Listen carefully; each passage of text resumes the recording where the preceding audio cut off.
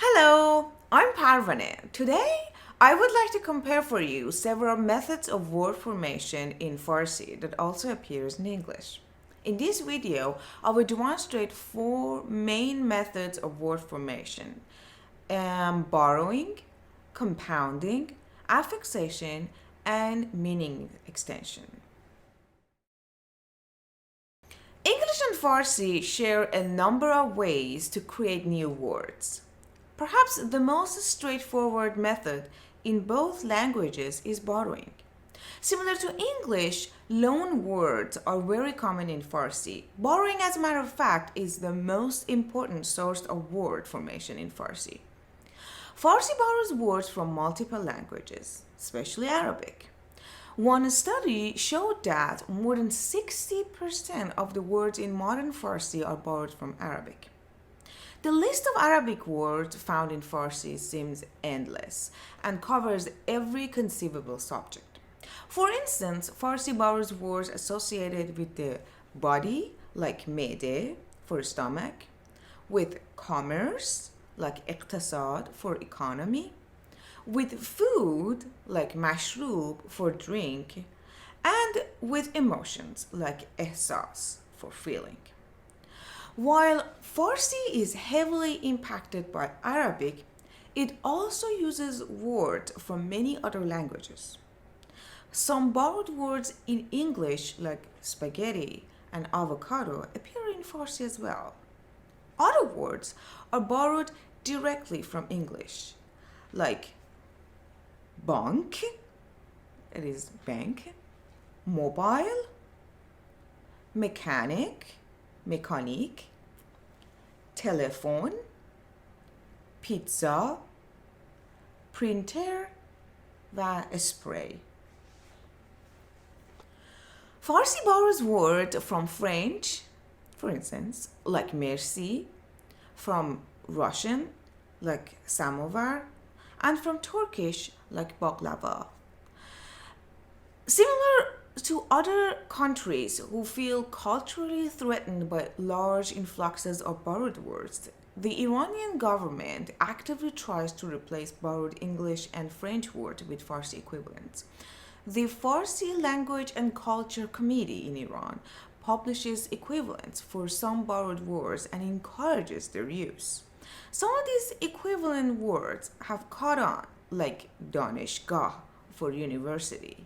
But some are pretty silly, to be honest, like telephone hamrah, literally meaning companion telephone for mobile, or kesh lokme, literally meaning stretch bite for pizza. This traditional Iranian instrument is called Satar. This word is a combination of two nouns, se, tar, which means three and string. This is an example of another common word formation process in Farsi, which is similar to English, compounding.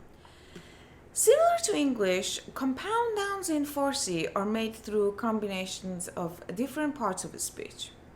Besides noun plus noun, as mentioned earlier, Farsi can form new words through adjective noun combinations, such as rah asli, meaning main road, prepositions plus prepositions combinations, such as chun, ke, meaning because, verb plus noun combinations, such as rah, row, meaning corridor, and verb plus preposition combinations, such as bala, neshin, which translates literally as top-seated, but means respected. Affixation. Another important process of forming words in Farsi is affixation. Similar to English, there are numerous kinds of affixes in Farsi, and each one can add a new meaning or change a word's part of speech. For instance, ye is one of the most common suffixes in Farsi, and it has multiple functions. This suffix can be added to nouns to create adjectives, in the same way English can create adjectives with the suffix e. For instance, just as in English, the noun rain becomes the adjective rainy, in Farsi, baran, meaning rain, becomes the adjective barani. Ye can also create nouns out of adjectives, like the suffix nes in English. Ziba is the adjective, meaning beautiful, and zibai is beautifulness. E can also act as a noun-to-noun suffix and create nouns referring to a location or workplace, similar to re in English, as in bakery. Adding e to mechanic, the borrowed word from earlier, makes mekaniki, which means body shop. Another similar suffix which refers to location is gah, as in danishgah, the word for university I mentioned earlier. Danish means science, and affixing gah to makes it the place of science, danishgah. In other words, it means university. Like English, Farsi has affixes for easily making opposites of words. Like the prefix im and on in English, Farsi has na and bi. For example, like how the word impossible is formed from the adjective possible and the prefix im, Farsi adds the prefix na to the adjective mumkin, which means possible, to form namumkin, meaning impossible. The fourth method of word formation we will look at in this video is meaning extension. Like in English, meaning extension happens in Farsi.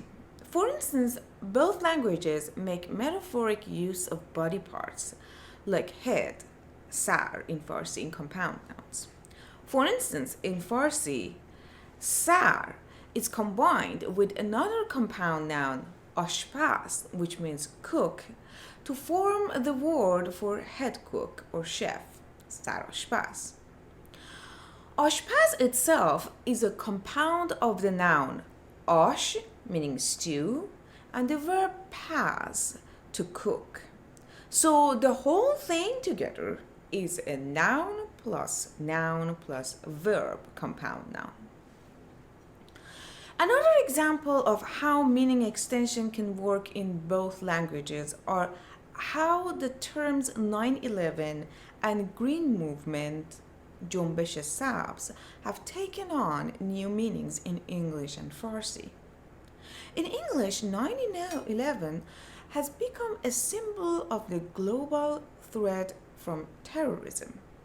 Similarly, Iran's Green Movement of 2009, in which protesters demand the removal of President Ahmadinejad after he was declared the winner of an election widely believed to be fraudulent, now symbolizes freedom.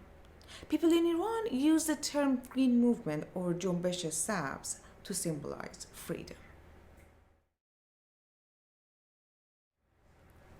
Two other word formation processes in Farsi which exist but have not contributed many words to Farsi language are clipping and blending, which also exists in English, by the way.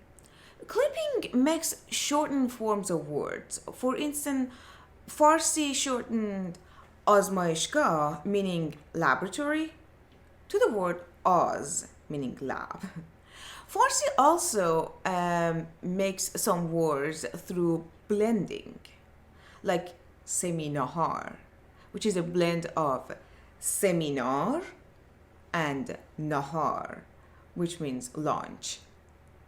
Seminahar means the light lunch usually served at seminars. All in all, Farsi follows many of the same word formation rules that English does. Thank you for watching my video.